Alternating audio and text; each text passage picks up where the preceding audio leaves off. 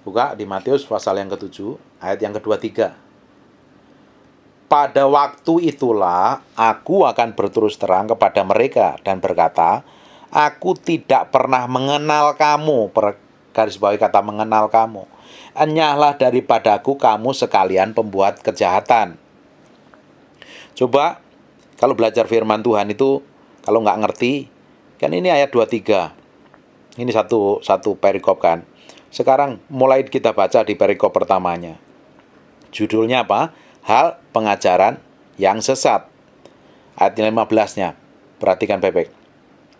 Waspadalah terhadap nabi-nabi palsu yang datang kepadamu dengan menyamar seperti domba. Hari ini banyak sekali ini. Banyak orang nubuatan di YouTube, di posting di YouTube supaya dapat viewer dan dapat AdSense. Atau ngajar yang ngawur, ngajar yang bikin pusing. Ini kita mesti tahu. Bahkan dia menyamar seperti domba, tetapi sesungguhnya mereka adalah serigala yang buas. Banyak pendeta, ya macam-macam lah. Nanti kalau saya ngomong begini ini banyak orang komentar, komplain loh. Kelihatan hamba-hamba Tuhan palsu itu banyak hari ini.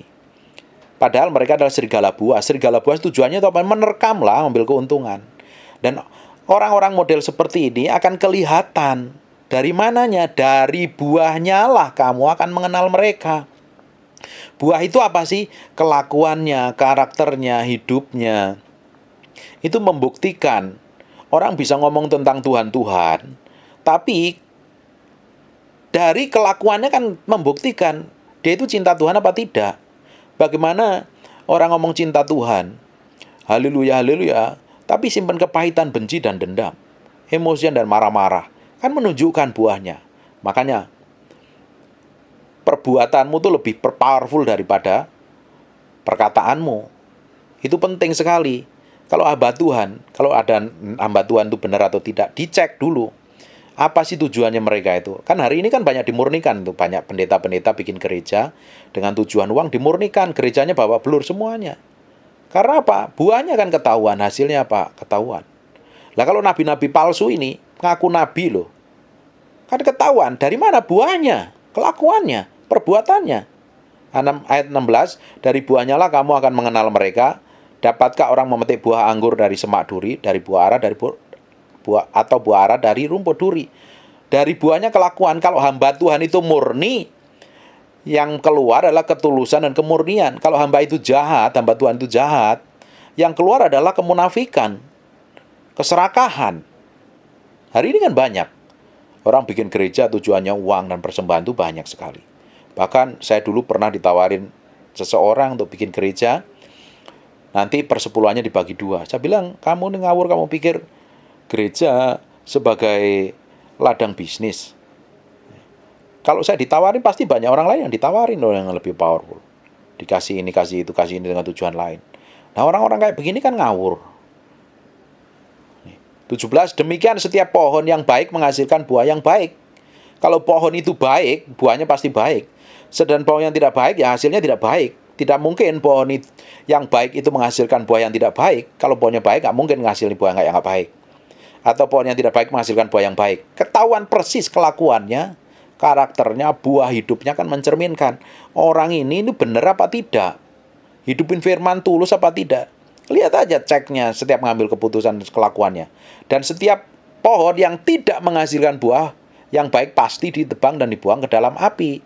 Jadi dari buahnya lah kamu akan mengenal mereka. Ya, 21 perhatikan baik-baik. Bukan setiap orang yang berseru-seru kepadaku Tuhan, Tuhan. Tidak semua orang yang datang ke gereja itu diselamatkan. Yang haleluya, haleluya itu. Mereka belum tentu diselamatkan. Bukan setiap orang yang berseru kepadaku Tuhan, Tuhan. Kalau ngomong berseru kepadaku Tuhan, Tuhan, berarti dia orang percaya bukan? Orang percaya di dalamnya. Yang akan masuk dalam kerajaan surga. Melainkan dia yang melakukan kehendak Bapakku di surga. Orang datang ke gereja, tetapi simpan kepahitan. Padahal Alkitab ngomong, kalau kamu membenci sesamamu adalah seorang pembunuh manusia. Bagaimana orang begini bisa diselamatkan Tuhan? Bukankah kalau kita ke gereja itu belajar kebenaran firman Tuhan? Bukankah kalau kita belajar kebenaran firman tujuannya untuk kita praktekkan dan kita hidupin hari-hari? Makanya perlu dimuridkan di gereja. Perlu datang ke gereja dengerin firman yang disampaikan. Supaya diberi pengertian, dimerdekakan. Supaya tujuan itu melakukan kehendak Tuhan. Nah, orang ke gereja, bayangin, orang puluhan tahun ke gereja, tapi masih ikut acara cengbeng, masih percaya kuamia, percaya feng shui, datang ke tukang paranormal. Bayangin Bapak Ibu, bukankah orang kayak begitu nggak ngerti kebenaran firman Tuhan? Dan orang seperti itu nggak bisa masuk dalam kerajaan surga. Nah, kalau kita ngerti kebenaran firman Tuhan, tambah hari tambah dimerdekakan. Pertama dari hal-hal dasar seperti itu, lama-lama karakter kita dipulihkan. Tujuannya satu, untuk melakukan kehendak Tuhan. Dan pada hari terakhir banyak orang berseru kepadaku Tuhan, Tuhan. Bayangin, perhatikan baik-baik ini. Pada hari terakhir ya, hari-hari inilah banyak orang akan berseru kepadaku Tuhan, Tuhan. Orang percaya Tuhan nggak? Orang berseru kepada Tuhan. Iya dong.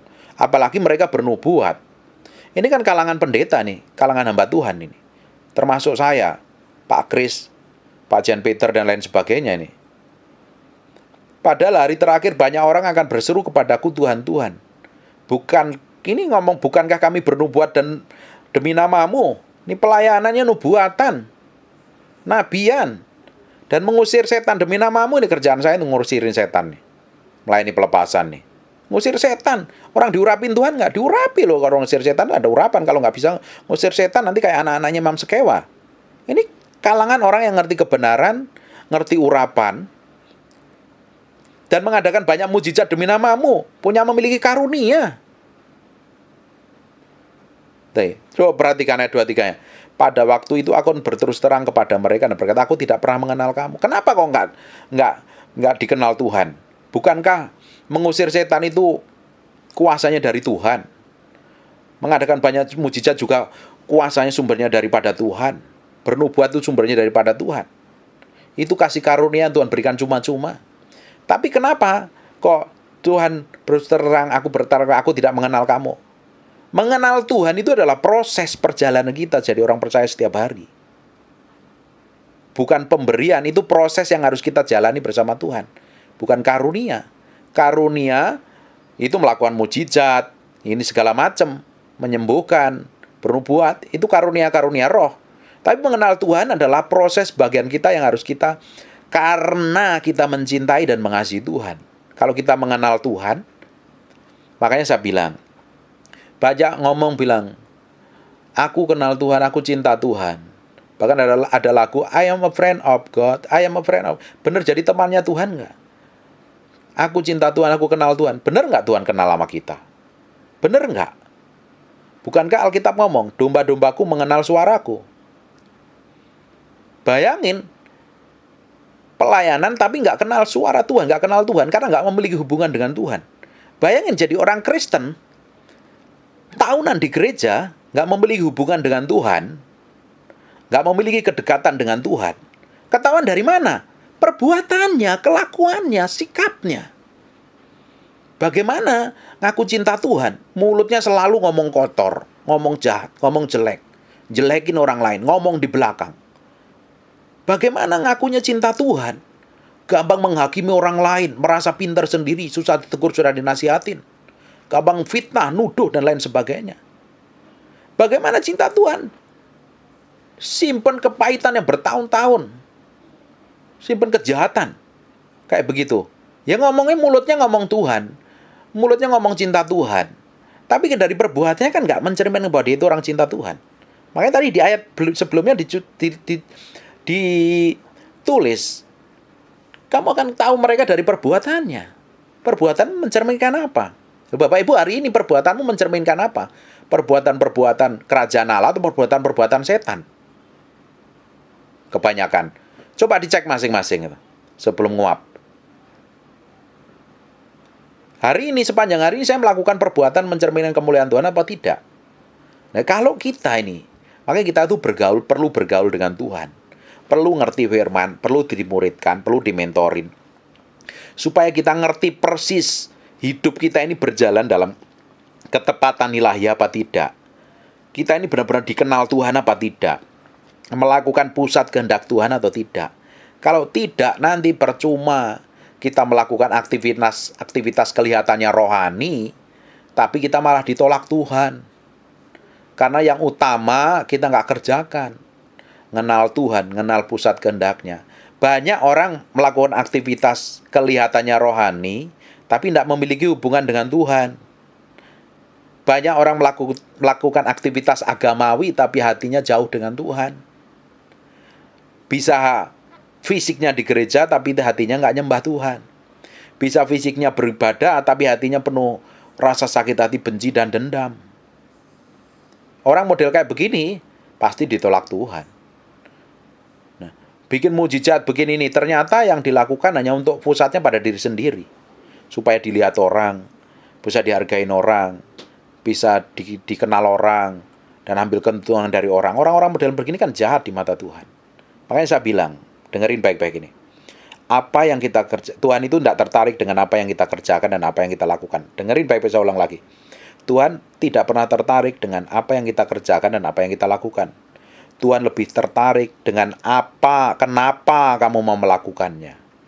Tujuannya untuk apa kamu melakukannya. Karena Tuhan lebih senang dengan hati kita, dengan sikap hati kita, dibanding dengan semua yang kita kerjakan tapi jahat dan munafik di hadapan Tuhan. Menipu Tuhan, menipu diri sendiri dan menipu orang lain. Orang-orang model kayak begini pasti disebutnya pembuat kejahatan karena fokusnya pada diri sendiri. Jadi, ada bagian yang harus kita kerjakan sampai hari ini. Belajar mengenal kebenaran, bergaul dengan Tuhan secara pribadi biar mengenal pusat kehendaknya. Hanya orang yang memiliki pergaulan dekat, dia akan ngerti mau dan karakternya seperti apa. Kalau Bapak Ibu dekat dengan saya, hanya sebatas dengerin khotbah yang saya sampaikan, Bapak Ibu nggak tahu apa yang saya lakukan hari-hari. Kemauan, tujuan saya Bapak Ibu nggak ngerti. Tapi kalau Bapak Ibu ini meluangkan sehari bersama saya, besok bersama saya, lusa bersama, setiap hari berjalan bersama saya, ngerjain aktivitas bersama, lama-lama Bapak Ibu ngerti loh apa tujuan, apa yang saya mau kerjakan, selera saya, maunya saya. Bener apa nggak? Bener apa nggak? Halo? Kalau Bapak Ibu bergaul dengan saya setiap hari, lama-lama Bapak Ibu ngerti loh. Selera saya, apa yang tidak saya sukain, apa yang saya sukain, favorit saya apa, kebiasaan saya apa, Bapak Ibu ngerti. Sama kalau kita ini membangun hubungan dengan Tuhan setiap hari, lama-lama kita ngerti kehendaknya itu seperti apa sih, seleranya Tuhan seperti apa. Tapi kita berdoanya 5 menit, terus pingin ngerti suara Tuhan. Suara tokek yang kamu kenal nanti. Suara cicak yang kamu dengar malahan.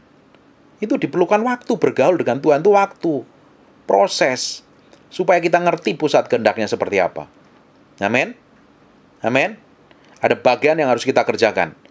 Dan ini harus kita lakukan secara konsisten. Sampai kita didapatin menjadi dipanggil Tuhan suatu hari nanti. Kita harus mengenal Tuhan. Pengenalan akan Tuhan itu proses dari hari ke hari. Dari minggu ke minggu, dari tahun ke tahun, dari bulan ke bulan. Sampai kita diubah menjadi serupa segambar dengan Dia. Terus, dan terus. Sampai kita melakukan apa yang kita kerjakan sesuai ketepatan nilai. Amen. God bless you.